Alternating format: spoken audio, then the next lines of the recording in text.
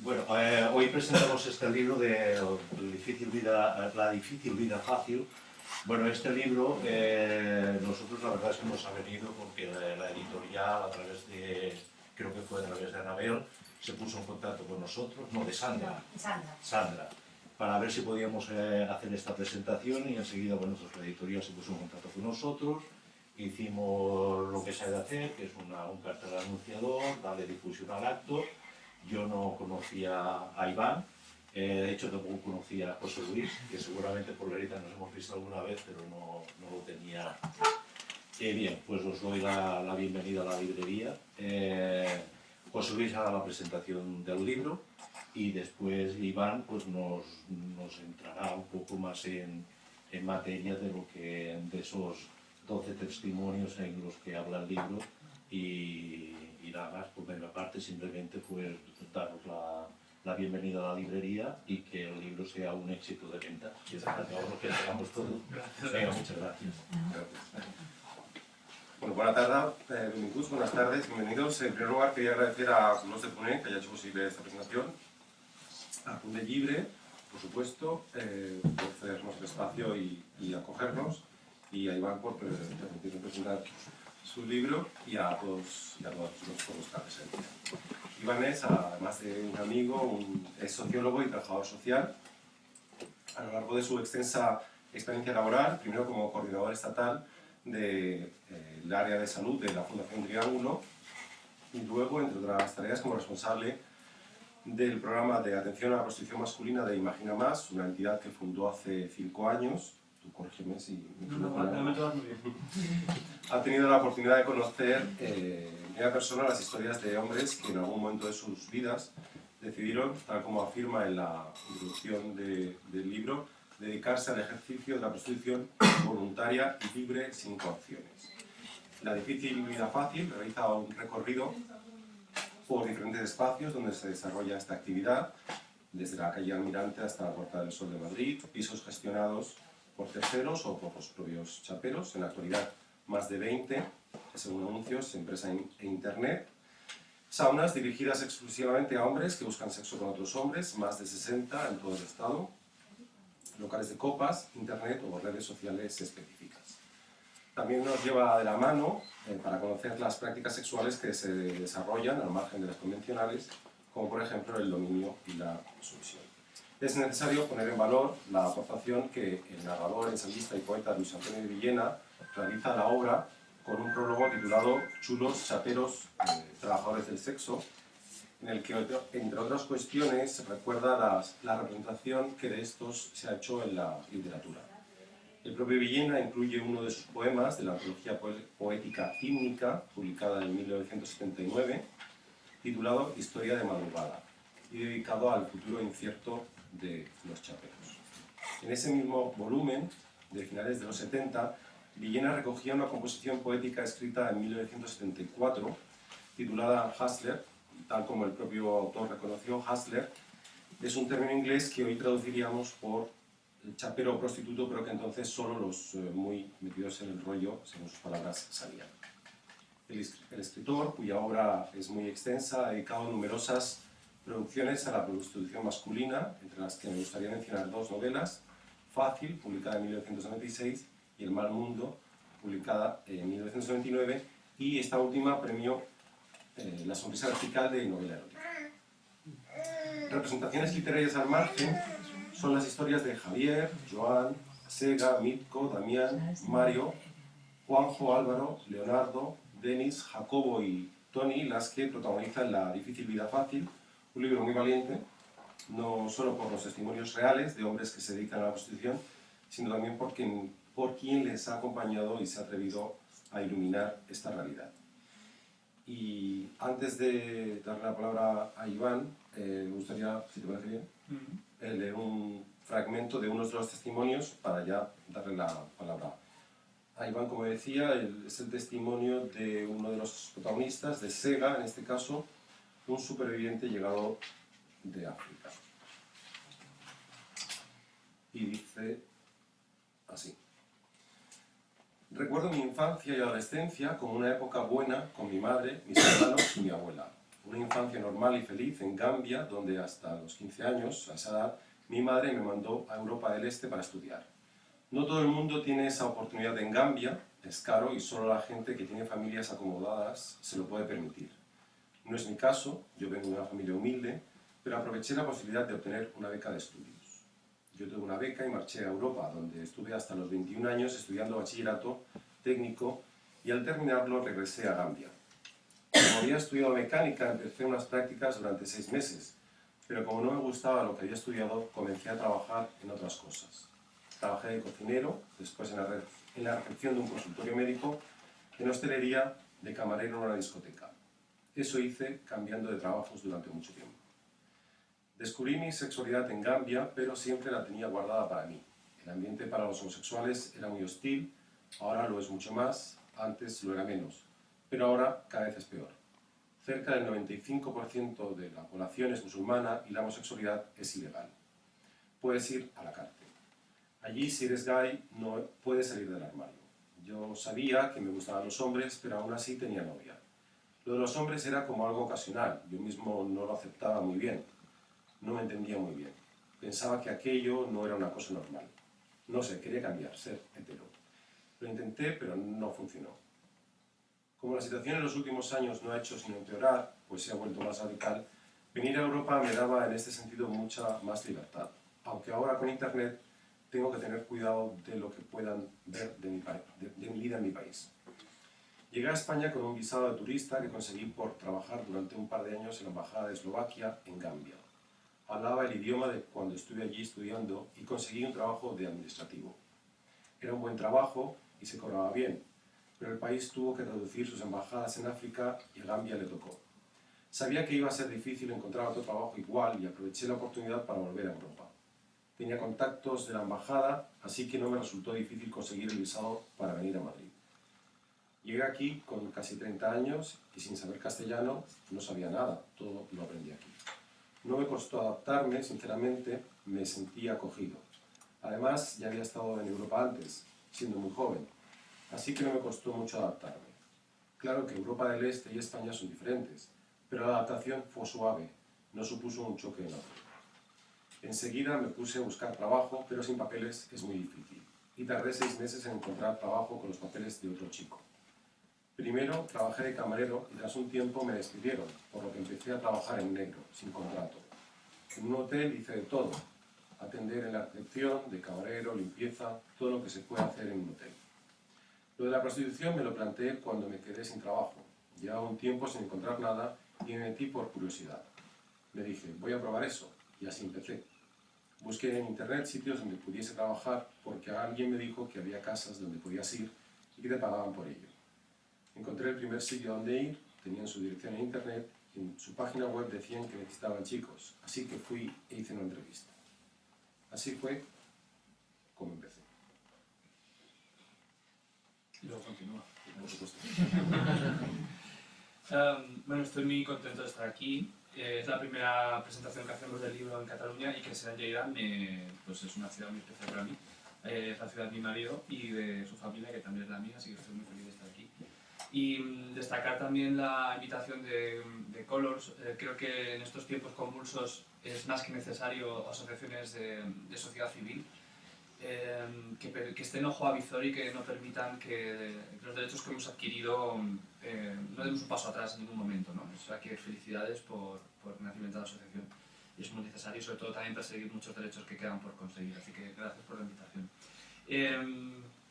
Bueno, el testimonio de Sega es muy revelador y también muy valiente. Estoy de acuerdo contigo, José Luis, porque habla un poco de esa situación de África subsahariana que desde Europa estamos viendo, no solo África subsahariana, sino también con toda la tragedia que estamos viviendo de los refugiados, ¿no? Que en sus países de origen ven situaciones muy crudas, en concreto en África subsahariana, ya no solo el hambre, que es atroz, sino las condiciones muchas veces infrahumanas en cuanto a atención sanitaria y en cuanto a libertad y diversidad sexual, ¿no? Y muchos de los chicos que escapan de África y vienen a Europa vienen por sobrevivir y poder ayudar a sus familias de origen, pero también vienen por orientación sexual, ¿no? y es algo que entre ellos nunca se comenta. Esto tiene que ver mucho, yo creo que también con el origen de la prostitución, que desde fuera las personas que no ejercen tienden a relacionar la prostitución con algo desde el placer, ¿no? Porque el sexo entre nosotros es algo placentero. En este caso, y es como comenta Sega, más adelante la prostitución viene marcada por una necesidad económica, no es algo placentero generalmente, no es algo que ayude a la persona a desarrollarse en muchas ocasiones, ¿no? Es algo imperioso y que es algo, una manera de sobrevivir, como es el caso de Sega. Por tanto, el libro también nace de esa necesidad de que las propias personas que ejerzan prostitución, que yo sé que les pongo nombre, les pongo cara, puedan contaros a la ciudadanía por qué ha llegado ese momento, qué les duele, porque hay muchas situaciones muy duras dentro de la prostitución, aunque sea voluntaria, como es el caso de estos hombres, y sobre todo qué quiere transmitir a la sociedad, ¿no? O sea, humanizar este colectivo, que nunca se habla de él, siempre se habla de prostitución femenina, pero nunca se habla de los hombres, y sobre todo poner sobre la mesa bueno, pues, la realidad para que vosotros y vosotras reflexionéis y que haya un pozo real, ¿no? De esto estaba hablando antes con Estrella, David, con José Luis y con Xavi, y el tema de que la prostitución muchas veces tiende a haber asociaciones o tiende a haber profesionales que hablan de la prostitución sin haber conocido nunca a los hombres y a las mujeres que ejercen prostitución. Y en este caso son ellos los que hablan. He buscado entre todas las personas que conozco, que he conocido a muchas en mi vida, que ejercen prostitución, perfiles, y en cada escenario de la prostitución, cada capítulo del libro es un escenario, y cada escenario una persona relevante, ¿no? Por ejemplo, el primer capítulo, que es el de un chico español, Javi, que tiene mi edad, nos conocimos cuando teníamos 24 años, y cuando bueno, los dos teníamos 24 años, en mi primera noche de trabajo, yo le conocí, él llevaba 12 ejerciendo prostitución. O sea, él lleva desde toda su infancia, desde los 12 años, ¿no? Ejerciendo la prostitución. ¿Qué tiene? O sea, no me imagino ninguna persona, ni conozco ninguna persona más relevante que lleve tantos años ejerciendo en calle como él. Entonces, él tenía que ser el capítulo que hablara de la calle, ¿no? Ya no solo me parecía muy interesante, incluso el impacto, ya no solo la crisis económica, que tiene un impacto muy duro en la prostitución, sino la entrada en el euro también, porque él te habla de las pesetas. O sea, me parece muy interesante eso. Y el resto de capítulos pues, son personas seleccionadas que tienen mucho que decir, ¿no? Y no sé, ¿qué más decir? Precisamente Javier, el testimonio del que hablas, que es, como decía, el recorrido que haces es a través de diferentes espacios donde se dedican a la prostitución, donde se encuentran diferentes tipos de prostitución, donde hay diferentes códigos, donde hay son diferentes espacios, diferentes características, diferentes códigos. El testimonio de Javier tiene un fragmento que habla del espacio. No sé si quieres leerlo o lo leo yo. O... Vale. Habla mucho. Es un párrafo simplemente en el que dice, sí, habla del espacio, en el que dice, Javier en principio trabaja en Madrid, pero se desplaza a Barcelona en esta ocasión. Y dice, he viajado a Barcelona, estuve en Montjuïc, en una zona de noche, una de esas zonas a las que acudía la gente con coches. Es más bien un punto de encuentro, como aquí en Madrid el Templo de Debord, algo así. No son precisamente zonas de trabajo, pero en todos los sitios de cruising, tarde o temprano salen clientes. Al final, en esos sitios siempre acabo trabajando. Ya sabes, al acabar la noche, el que no liga tiene que pagar si te ofreces. Algo parecido pasa hoy en día con las aplicaciones de internet, como Grindr. Los que no ligan y ven que eres chavero, pagan.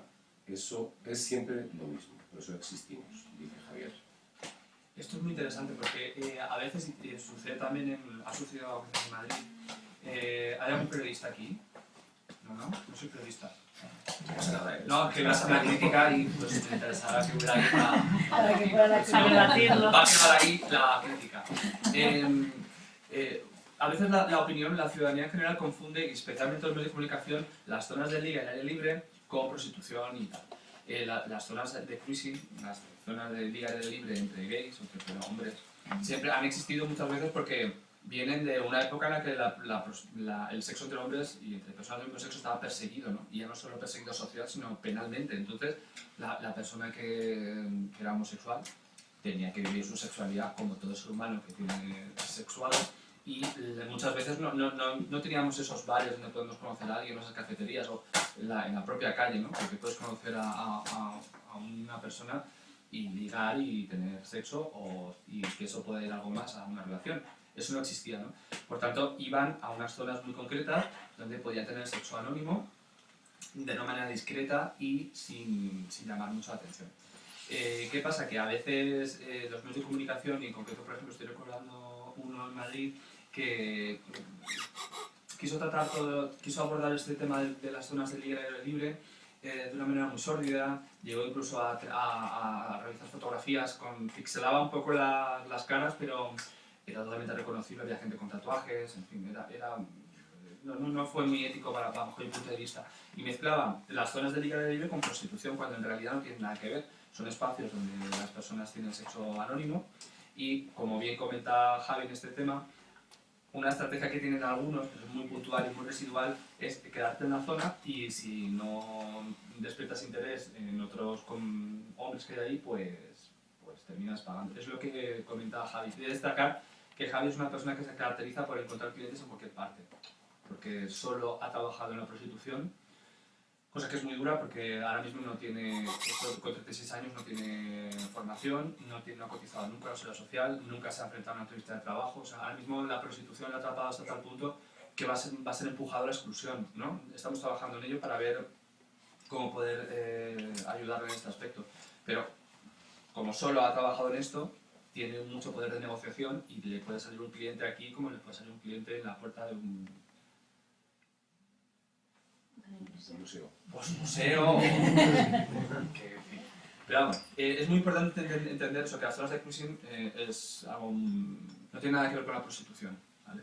Y que ahora mismo las zonas de cruising, el cruising como tal, se llama dogging entre personas heterosexuales, que también se da. Entonces los heterosexuales también tienen derecho a tener prácticas sexuales con personas desconocidas sin nada mayor, pues el río, es que estoy hablando... No sé si discrimina, ¿no? No se discrimina. Y eso luego se ha adaptado, afortunadamente, yo creo que ha sido muy importante las nuevas tecnologías. Por ejemplo, el Tinder. El Tinder es pues un login de toda la vida, ¿no? O el Tinder o el Scrap es una forma de tener cruising, o sea, una forma de hacer cruising, de tener sexo anónimo, con personas anónimas, sin transacción económica, pero en la comodidad de que estás con tu teléfono encendido y te geolocaliza y puedes hablar y puedes charlar. Es una forma también de democratizar la sexualidad, yo creo. Incluso, y principalmente para el colectivo LGTB y también principalmente para la mujer. Porque la mujer, hay tanto machismo en este país y en esta sociedad que parece que la mujer no puede tener pues, su sexualidad plena a menos que tenga pareja estable. Tiene que ser sexo y afecto, no puede tener sexo lúdico, porque ya se le tacha y se le llama a ciertas cosas cuando me parece totalmente arcaico. Y el Tinder, etc., ese tipo de aplicaciones, facilita que una mujer pues, pueda pues, flipear y tener sexo sin mayor yugo que casarse toda la vida y dejar de tener sexo como hemos hablado antes. Voy a hacer una pregunta, se nos ha olvidado comentar antes que podéis hacer cualquier pregunta en cualquier momento. Diálogo abierto. No sé si alguien tiene alguna pregunta, si no le lanzo yo la pregunta que tenía. Tengo una pregunta, pero luego para... No. Quisiera saber si has entrevistado a alguien que acude a ellos. No, ¿O has tenido oportunidad de conocer a alguien que...? Sí, yo en mi trabajo con clientes también. Vale. O sea, yo en los espacios de ejercicio, por ejemplo, en la sauna, en la calle y en los locales, yo decir que ya no voy porque soy mayor. Ya a la noche ya no lo hago, porque antes la hacía y me mataba. Ya la noche la hace mi compañero, que es el que sale en la portada, Juan sí que la hace a la noche. Pero bueno, yo en la calle y en sauna que voy, trabajo con clientes, hablo con ellos. No. Pero por ejemplo en pisos no, en pisos sí que no nos dejan... Vamos a una hora muy indicada, que es cuando se levantan los chicos a la hora de comer, y no hablamos con los clientes porque hay clientes al parecer muy... Tienen que ser muy discretos. Exactamente, entonces no nos cruzamos. Pero sí, yo con los clientes hablo. Y pensé en el libro, había una parte, la última parte eran clientes, para entrevistar a algunos, y proxenetas. Pensaba que ver la voz del proxeneta, que tiene que decir. Pero me quedó muy grande. Pero de todas maneras, si son todos de posición voluntaria, ¿tienen proxenetas también? Sí, porque o sea, el proxeneta entendido como persona que se lucra de la prostitución de otra. O sea, no como el típico chulo que entendemos, ¿no? Que les amenaza. Eso no existe. Pero el proxeneta sí en el sentido de que yo monto un piso, que aquí en Lleida hay pisos también, en fin, y yo, si por ejemplo José Luis está en mi piso, cada servicio que José Luis haga, el 50% lo voy a cobrar yo. Eso es pactado, lo sabemos, lo pactamos, pero él sabe que él a cambio, por ejemplo, no va a pagar alquiler. O sea, va a estar un mes en mi piso, va a trabajar, yo le pongo la publicidad y demás, pero él el 50% de cada servicio que haga me lo llevo yo. Eso es proxenetismo, que es un delito al fin y al cabo. Pero yo no le voy a amenazar ni le voy a chulear como se entiende. Eso, por ejemplo, en los hombres no. La trata y ese tipo de relaciones afortunadamente no se da. Es muy anecdótico. Luego los taperos pueden elegir si se cuestan finalmente con una persona o no. ¿En el piso dices? Sí, si tienen proximidad detrás. Sí, ¿sabes lo que pasa? También depende de la situación económica en la que se encuentre. Si has trabajado la semana y tienes algo de dinero ahorrado, pues te puedes permitir decir, pues mira, no, este servicio no lo hago. Pero cuando no tienen dinero, realmente hacen un servicio con alguien que no les agrada, incluso hacen servicios con drogas cuando no se drogan. Es que depende de que la cuestión está en el dinero. Sí. Incluso también para tener sexo desprotegido. Hay clientes que pagan más para tener sexo desprotegido. Y los chicos, pues, por ejemplo, los chicos de calle, que es el nivel más bajo, son chicos que duermen en la calle, no tienen recursos. Duermen en la calle y viven en la calle. A esos chicos les ofreces, no te hablo de mucho dinero más, te hablo de 20 euros. 20 euros más a un servicio habitual y lo hacen de forma desprotegida. Es el nivel más duro de prostitución.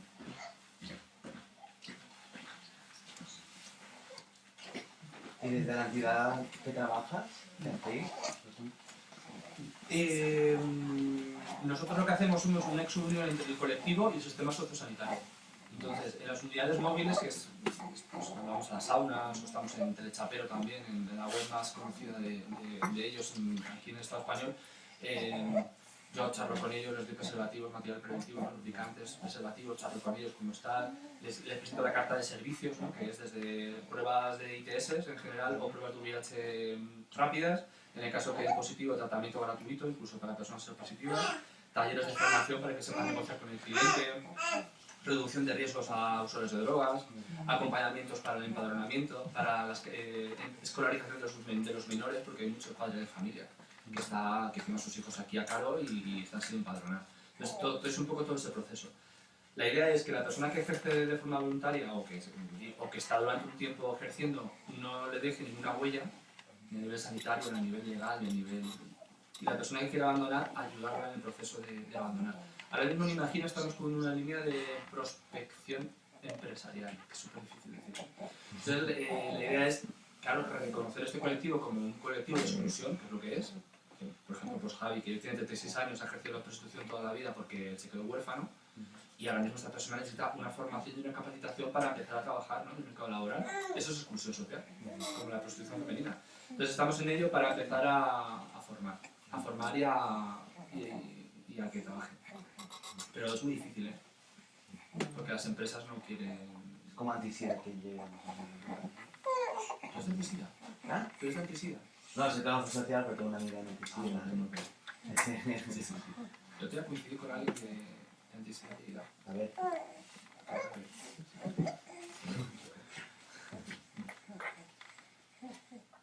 Es muy interesante lo que estáis comentando. Damián, otro de los testimonios, dice: me diagnosticaron VIH siendo muy joven, con 23 años. Eso me cortó mucho en los trabajos previos. Siempre tenía que pedir días libres para pasar la revisión médica. Los análisis de sangre tenían que ser siempre un puto martes. He tenido unos problemas laborales de la hostia por ser seropositivo. De alguna manera, dedicándome a la prostitución, tengo más libertad. Me da igual que me den cita un miércoles o un martes, a las 9 o a las 12 del mediodía. Antes, los días de revisión eran una movida, al igual que cuando cogía cualquier otra enfermedad. Entonces se enfermaba más a menudo, ahora lo hago menos. No me explico cómo es posible trabajando en lo que trabajo. Quizá antes tenía el abanico más abierto. Me estaré volviendo más monja. No, bueno, no, monja no, que soy muy puta. Al principio el VIH me causaba mucho trastorno en el trabajo. Me entraba como un complejo de culpabilidad, pero gracias a tu ayuda como trabajador social conseguí superarlo. Lo que realmente afecta a mi trabajo es la psoriasis. El problema de la piel es lo que me ha provocado casi todos los grandes problemas de mi vida. Creo que me infecté de VIH por la psoriasis. súper interesante porque el tema del VIH, en concreto, Damián ha sido muy valiente, porque el VIH en general es un tema que nadie habla del VIH. Las personas con VIH no pueden reconocerse como visibles, ¿no? Y luego dentro de la prostitución es un arma arrojadiza, porque si un chico en la sauna reconoce que es VIH, el resto de compañeros van a utilizar su condición de persona VIH para perder clientes. Entonces es un tema muy escabroso. Por otro lado, y ahí hago también crítica al sistema en general, hay mucha información. Porque hoy en día una persona indetectable, el VIH, una persona seropositiva indetectable es intransmisible. No se transmite el VIH, eso está científicamente demostrado. De hecho, la transmisión vertical en este país es cero, porque a la mujer, en el caso de que sea seropositiva, se le trata. Una persona VIH tratada no transmite el VIH, ¿no? Y eso les da mucho poder a una persona seropositiva para dejar de sentirse peligrosa, y es algo que deberíamos entender toda la sociedad pues, para facilitar la inserción laboral y la convivencia. De hecho, todos conocemos a personas seropositivas, pero muchas veces no sabemos que tienen esa infección por el tabú. Entonces me parece muy interesante lo que Damián ha hecho, es muy valiente, y además luego en el libro comenta que él dio un pisotón y salió del armario a la vez en todo. Le dijo a su madre y a su padre, soy gay y soy seropositivo. Entonces me parece muy valiente por su parte. Luego aparte también, me resulta muy interesante porque las mujeres que ejercen prostitución a nivel cultural siempre se les ha relacionado como foco de infección. Siempre se ha dicho eso, no te vayas de putas que vas a pillar algo. No sé si habéis oído alguna vez, ¿no? Sí. Pues la prevalencia de VIH en ellas es 0,3%. O sea, no llega ni a una mujer que esté infectada de cada 100. Y en cambio ellos, más del 20% tiene VIH. Y la muestra es mucho menor. De hecho, este dato que estoy dando era entre la N era 1.700 mujeres. De 1.700 mujeres que ejercen prostitución, 0,3 estaba infectada. Y de 90 chicos, el 20% está infectado. O sea, dentro de la población que ejerce prostitución, ellas se cuidan mucho, son madres de familia, muchas veces son las que cuidan de su familia en origen y en España.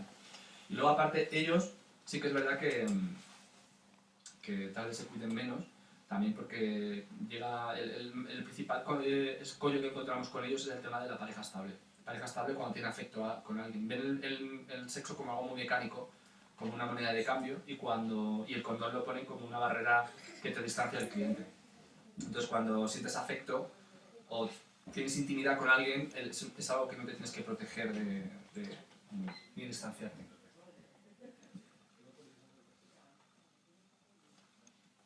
No solo el Damián, hay otros testimonios que también hacen referencia a la cuestión del VIH, cómo les afecta en el desarrollo de la actividad. Mario, por ejemplo, también. No sé si tenéis alguna pregunta. ¿Nos podrías hacer un pequeño recorrido sobre las diferencias más señalables entre los diferentes espacios donde se desarrolla la prostitución? Es decir, ¿qué diferencias o qué similitudes puede haber más significativas entre la calle, la sauna, el piso, internet? La calle es el espacio más violento.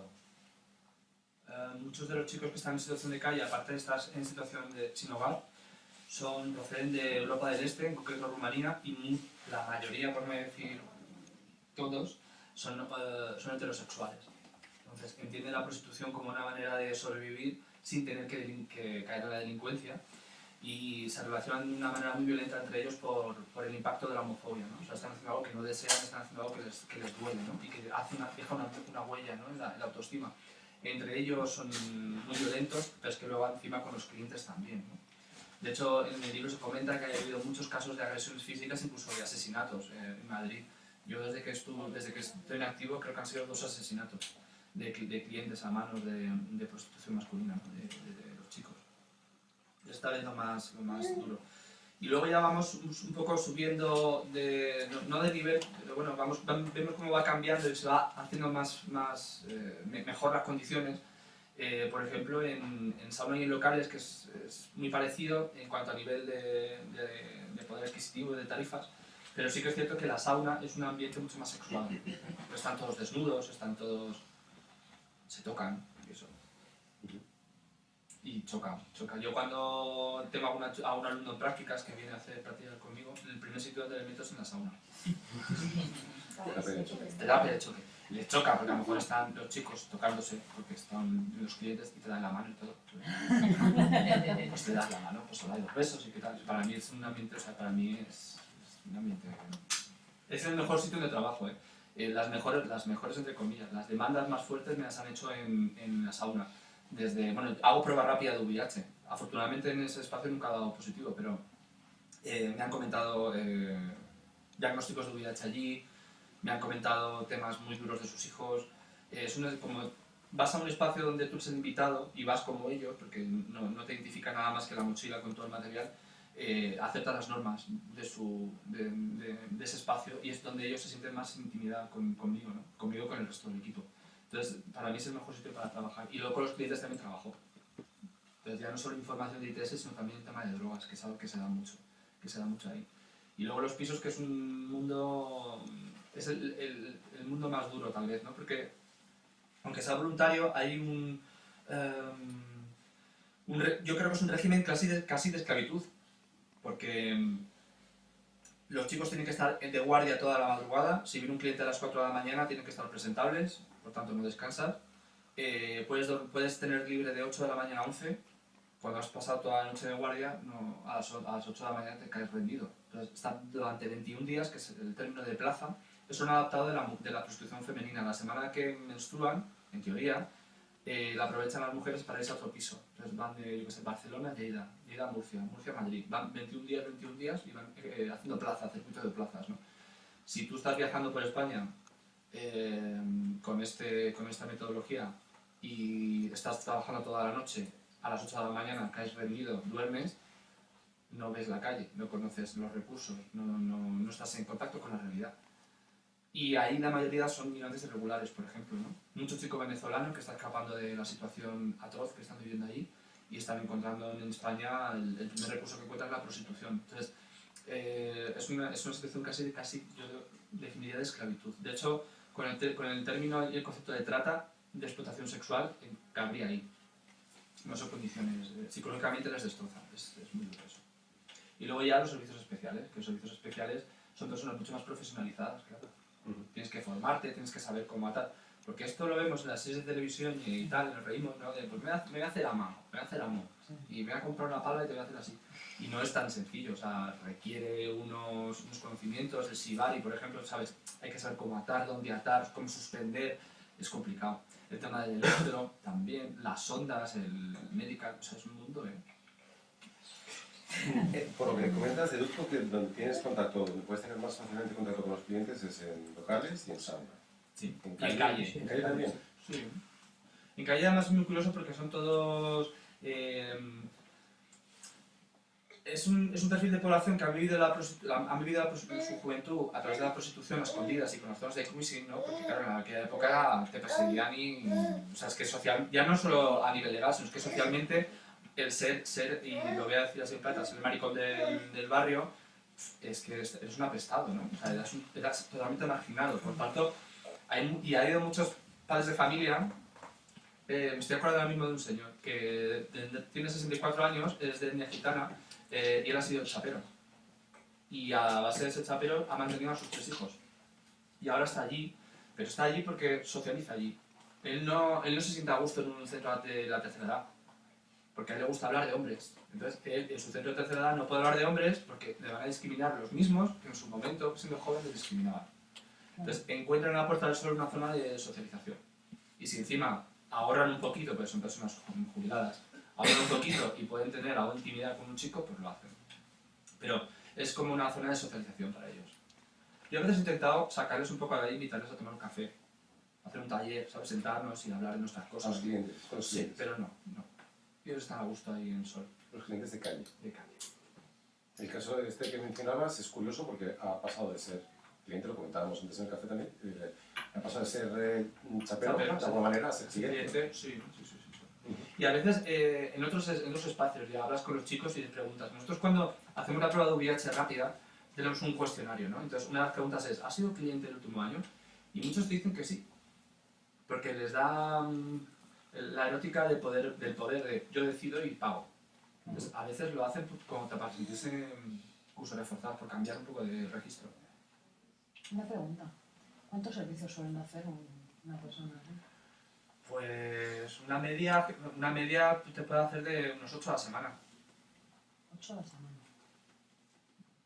Pero nos hablan, por ejemplo, el mes que va bien. Por ejemplo, estoy pensando, la semana pasada que estuve, Nico, que es uno de los protagonistas que está en la sauna ahora, me dijo que había hecho 4 en un día. Es bastante que no. Claro, por eso luego recurren mucho a la Viagra o la Cialis, porque no aguantan.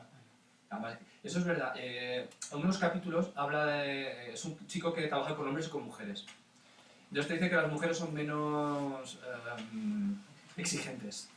Fíjate, buscan no solo algo físico, sino también algo mental. O sea, que es sentirse deseada y la erótica, ¿no? En cambio, los clientes que pagan hombres son mucho más exigentes de a mí no me hables, a mí quiero esto, y si te pago por 1 hora, tenemos que estar 1 hora. Entonces, a ellos les cuesta mucho más y tienen que recurrir a Viagra o a... Claro. Las saunas estas que hablabas son saunas solamente para hombres, ¿o cómo? Las hay mixtas también, ¿eh? Las hay mixtas. Las hay mixtas. Nunca, no sé, no lo conocí. Pues en Madrid hay una.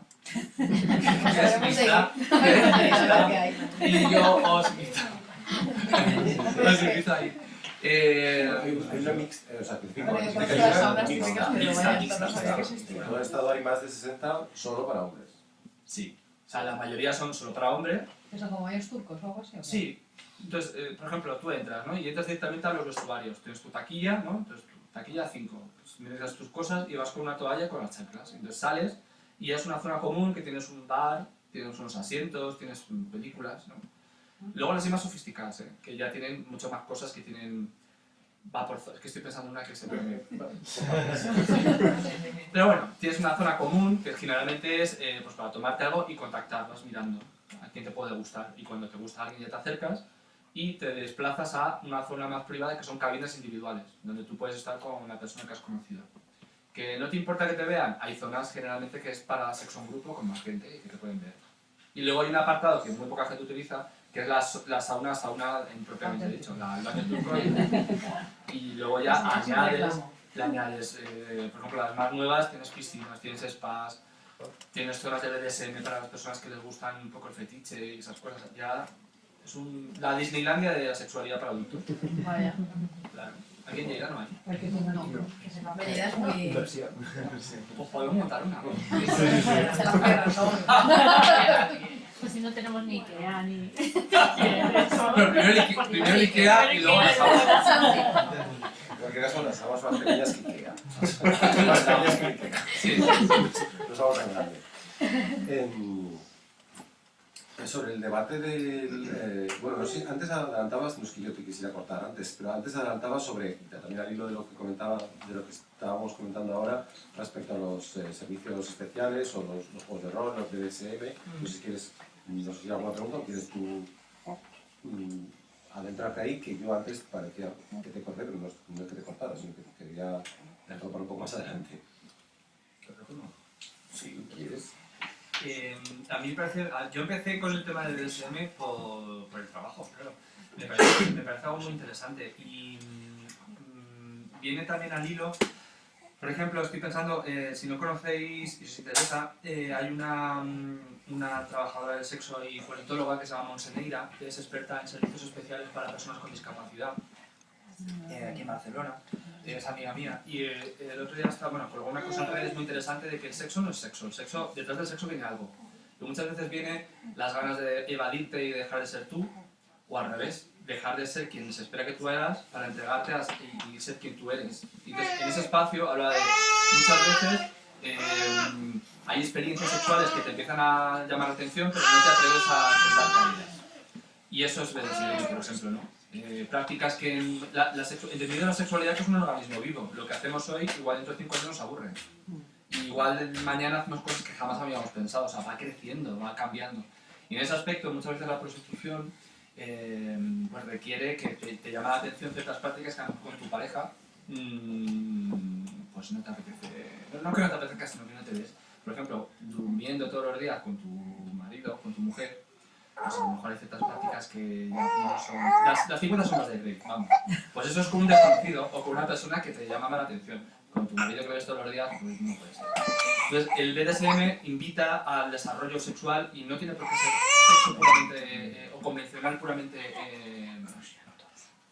entendido como penetración o sexual. Hay muchas prácticas a nivel más de sensitivas, de privación de la libertad, de juegos eróticos, que hay pocas personas expertas en España y que muchas de ellas se profesionalizan a través del BDSM, que se les denomina DOM.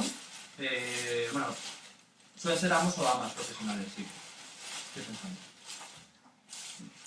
Es muy interesante lo que estás comentando, lo que comentabas al inicio de esta intervención, que es una de las cuestiones que también comenta uno de los testimonios, Mario, que es el carácter de la función social que tiene la prostitución, no solamente la cuestión en prácticas de DSM o autoridad de prácticas, sino la función social que tiene la prostitución, en este caso la prostitución masculina. Claro, porque él comentaba una cosa muy interesante.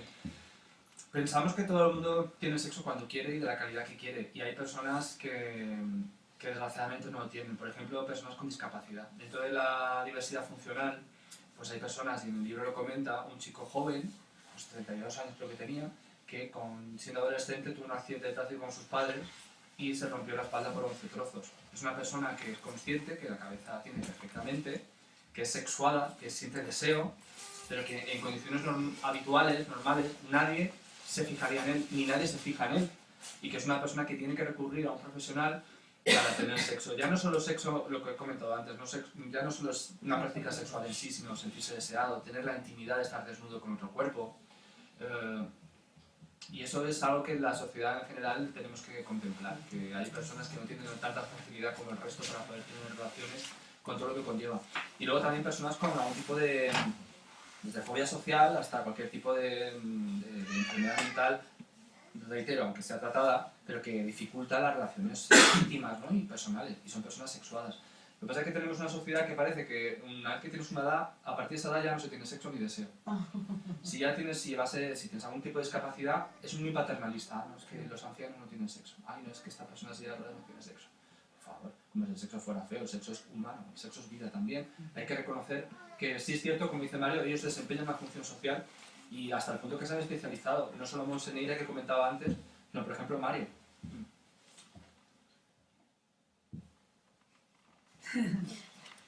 Dice, el propio Mario dice, respecto a un tema que quizá pueda generar debate o no, que es la regulación de la prostitución.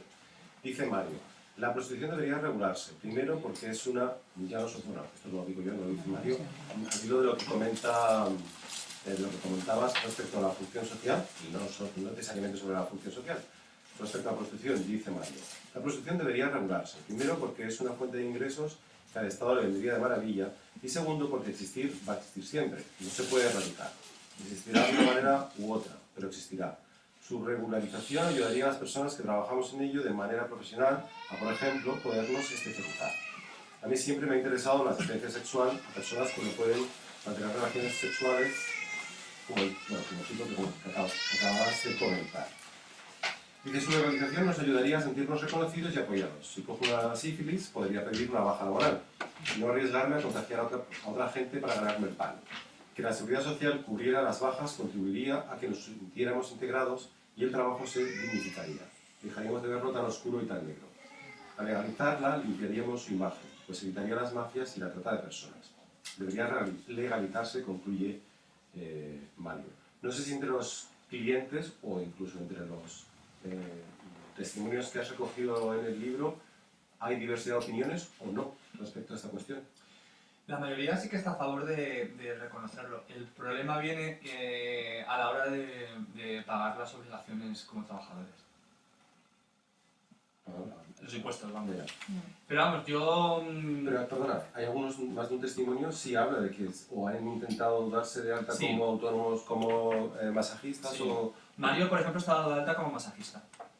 Y Juanjo, que es el amo profesional, él dudaba a la hora de reconocerse como trabajador del sexo. Quería legalizarse, quería registrarse como autónomo, pero no estaba muy seguro de que si existiera el epígrafe de trabajo sexual, si se iba a escribir a ese epígrafe por lo que pudiera pasar. Porque yo mi esperanza de vida no es trabajar toda la vida en esto. Entonces, no sé si reconocerme como tal me va a poder traer algún problema en el futuro. Pero por ejemplo Mario, sí, Mario está cotizando a la Seguridad Social. Pero Mario es un caso muy particular. El resto, tú le comentas que vale, que tienes unos derechos, pero también tienes obligaciones. Y las obligaciones pues ya no le cuesta tanto. De todas maneras, esto lo comento también, que teniendo como ejemplo políticos de la talla de Esperanza Aguirre, que por ejemplo ella decía que si fuera política evadiría impuestos, o sea, yo no pagaría impuestos, pero lo pago porque soy política, con ese concepto de persona, pues ¿qué vamos a opinar de los ciudadanos y ciudadanas? No quería juzgarlos. No, soy yo que lo dice, que unas personas que en principio un político y una política debería dar ejemplo, ¿no? Y ejemplo de ciudadanía y ejemplo de bien público. El bien público lo contribuimos todos y todas. Y que un político te diga que es que él paga porque soy político, si no fuera político otro gallo cantaba, pues la gente que no es política pensará lo mismo, ¿no? Evidentemente. Entonces, quiero decir que ellos no están acostumbrados a pagar, pero tampoco están acostumbrados a recibir.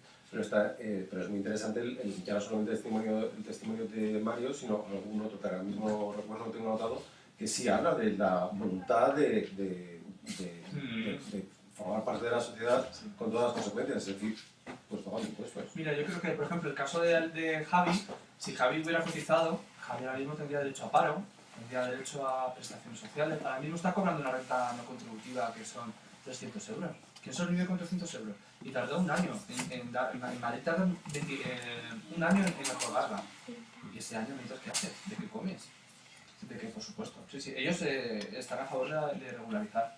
Y más ahora que con la crisis se está cronificando. Porque antes ejercían unos meses y se iban, ¿no? Ahora no, ahora hay gente que es que lleva muchos años. Quizá, y otra consecuencia que tiene la política, porque todo es política, ¿no? Pero el tema, por ejemplo, y que es muy puntual, yo cuando lo contemplo en agosto, cuando llega a mitad de agosto y te metes en internet, entre el chapero, ves cómo se dispara el número de chicos jóvenes que nunca se han prostituido, pero que tienen que hacer frente a los gastos de la matrícula de la universidad. Y eso, antes de que cambiara la ley, no se debía tanto. Entonces, están encontrando en esta una vía para hacer frente a sus estudios. ¿Dónde están? No sé qué opinan los demás sobre la regularidad, pero... Yo estoy a favor totalmente. Creo que es una profesión digna como obra y que hace un bien común. Efectivamente. Lo pasará como las personas, la gente de la limpieza que también lo reivindicaban y ahora que pueden no lo hacen porque no les sale a cuenta. Y lo mismo. Pero bueno, al menos que les den el derecho, ¿no? Por lo menos que tengan el derecho. Yo pienso que como personas también es como que estén mejor vistas, ¿no? El hecho de que sea legal, pues pienso que ya no es una profesión oscura, sino que es una más. Efectivamente. Y eso es importante. Sí,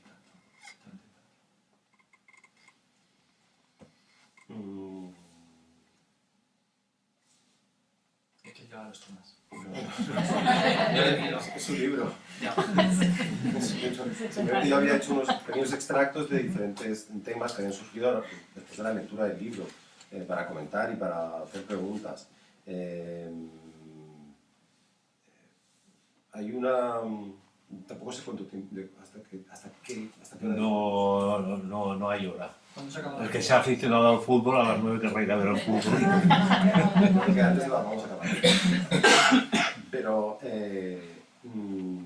hay una de las frases que la tengo aquí apuntada de Juanjo, que bueno, creo recordar que Juanjo dice, que es uno de los testimonios, que es una frase que le dice un amigo, pero que se la ha apropiado y la dice él, y que me gusta mucho, que es: aprende a no confundir lo que haces con quien eres.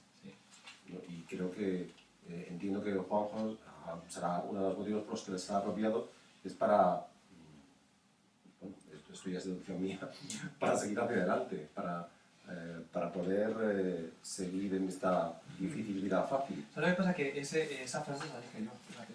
Ah, pues eres tú. Soy yo que esa frase, sí.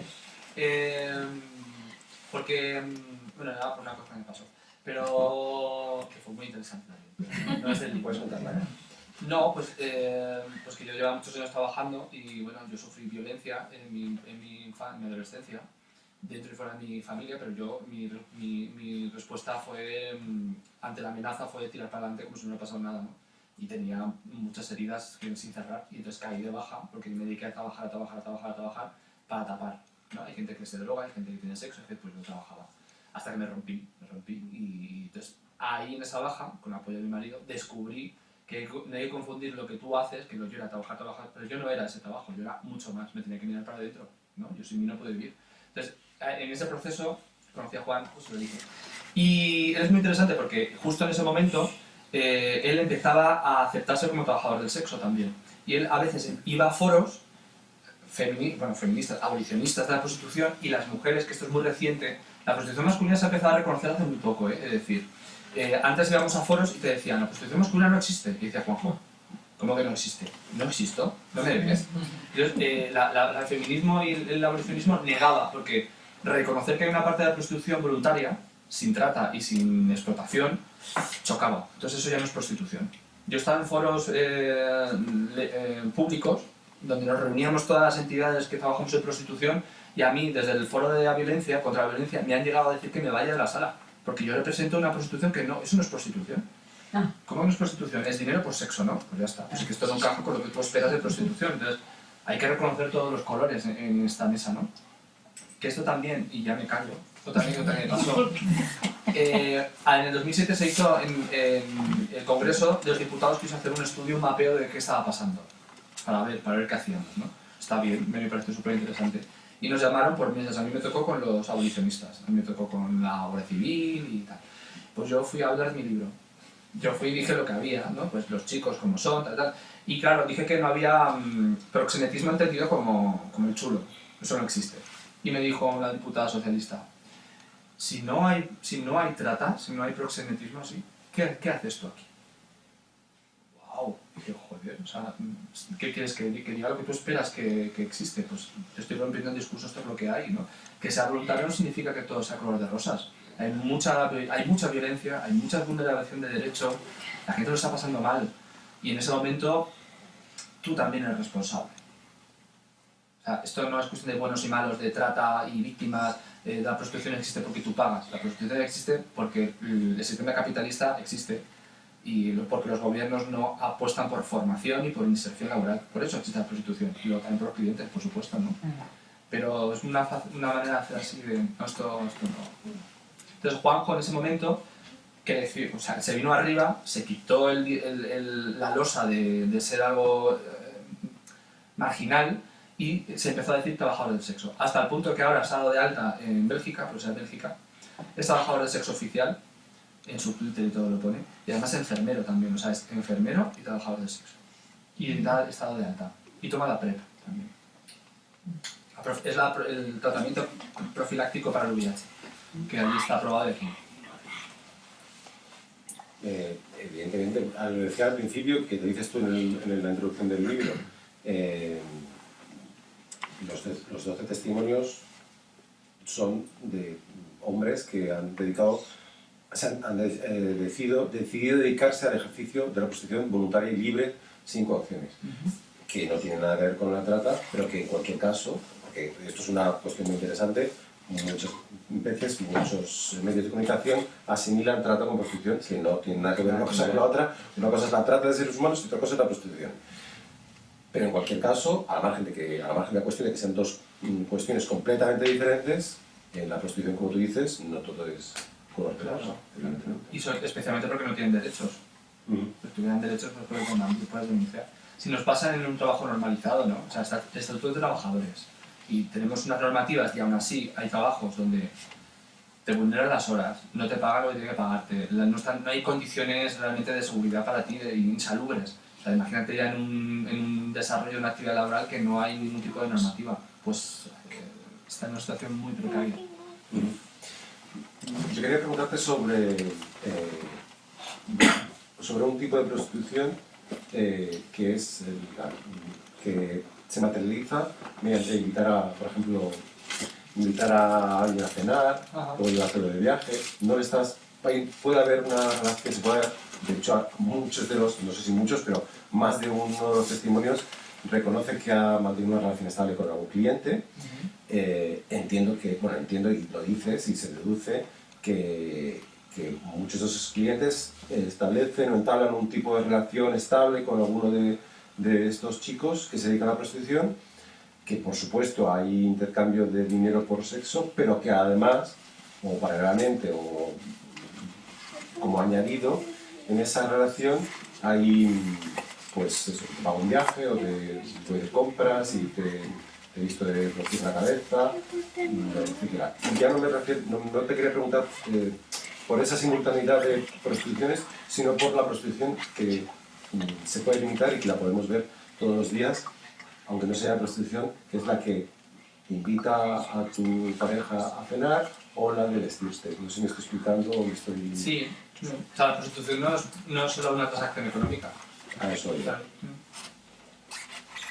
Y hay algunos clientes, estoy pensando en uno ahora mismo, el señor Antonio, que él siempre él es de calle y siempre me dice, yo no voy a echar perros. Entonces, porque para él es como sucio, entonces él ofrece otro tipo de cosas que vienen a ser lo mismo, pero solo que sí que requiere mucho más tiempo, ¿no? Y sobre todo un mayor poder adquisitivo, porque si realmente asumiera que él es cliente de prostitución y pagara por un servicio, le saldría más barato que estar invitando a la gente a viajar y a comer y tal. Pero es una relación de oferta y demanda en ese caso, ¿no? Entonces, yo lo que busco es que me mantengas un estilo de vida y un estatus, y tú lo que buscas pues es sexo y compañía. Pero es tal vez una forma más formal, ¿no? Más socialmente aceptada de prostituirse, pero el típico braguetazo, ¿no? Que decimos.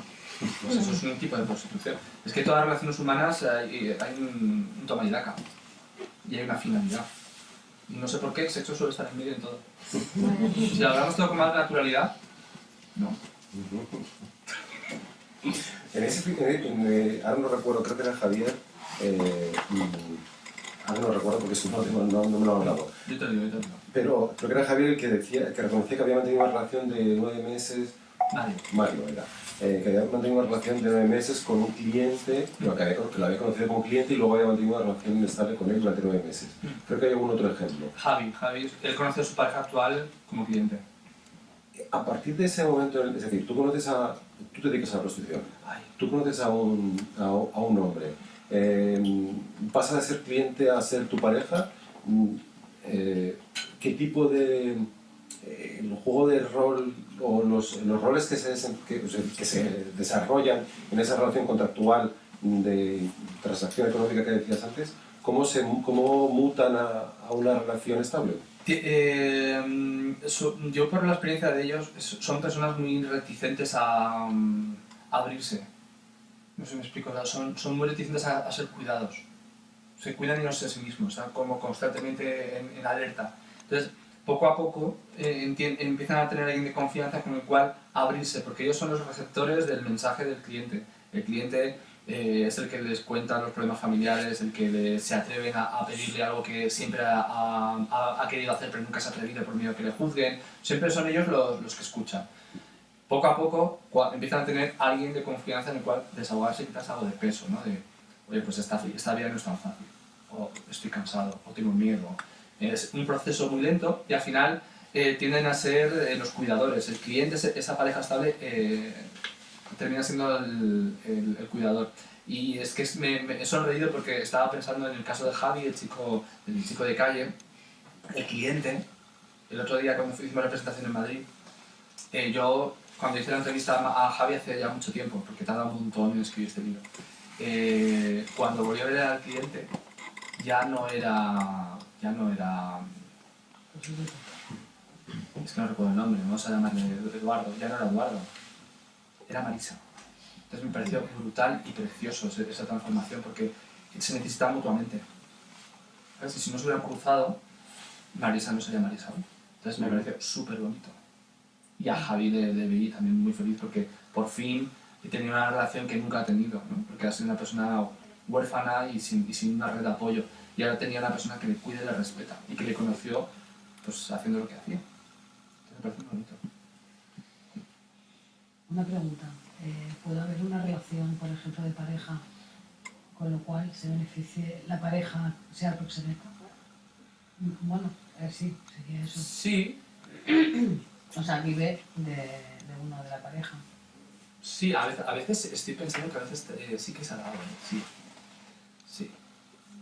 Pero más por necesidad, ¿no? Sí, pero es por necesidad, sí, pero era más por necesidad, sí. Pero es que estoy pensando en los casos que he conocido han sido como muy puntuales, o sea, personas que no han podido por trabajar por X y la otra persona era la que con todo lo que él ganaba su sustento, ¿no? De la familia. Pero es algo muy puntual, pero no se habla casos... En mujeres pasa mucho, ¿no? En mujeres, sí, pero no, en hombres no. Que también estoy pensando, esa forma de chulear, entre comillas, ¿no? Ese término de chuleo, sí que lo he visto en personas que no ejercen prostitución, ¿eh? O sea, en chicos gays que no ejercen prostitución y que se aprovechan de uno está más enamorado del otro, por no decir que el otro no está enamorado del uno, y le saca todo. Sí, eso sería. Y le paga los viajes y las vacaciones y le saca Le pone cenar. un piso. Exactamente, Le pone un exactamente. piso. Exactamente. ¿Qué tiempos aquellos? Que no ponían pisos. Qué Ahí mal. no nos ponen ni la alfombra. Ahora ya nada. Repasando las notas, he recordado que una de las cosas que mencionas, de las que ha surgido antes, es que en Valencia, corrígeme si me equivoco, en Valencia es el único, es donde existe el único piso local, Club de mujeres. club de hombres que se dedican a la prostitución con mujeres. En Valencia es el único sitio de existe. Bueno, llevamos una hora, yo creo que vamos a cerrarlo aquí. Sí me gustaría cerrarlo con la lectura de un poema de Villena, que es el escritor y poeta que ha prologado el libro.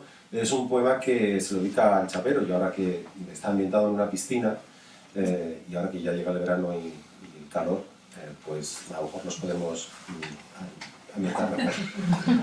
Con invierno, pues no sería más difícil, ¿no? Y dice así: largamente echado en el sillón, todo lo contemplas con cansancio y gozo, y el sol se deleita en tu piel de bronce y el aire en tu cabello negro. Míralo moverse rumoroso en el viento. El agua detrás tuyo riela cadenciosa, como invitándote. Luego amará tus brazos alargados y tus piernas esbeltas, y el oro de algún vello, fulgurante.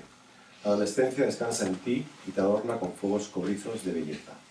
Reluces, indolente y grácil, largamente echado en el sillón, como cansado, vegetal y vivísimo, mirando pasar y haciendo que te miren.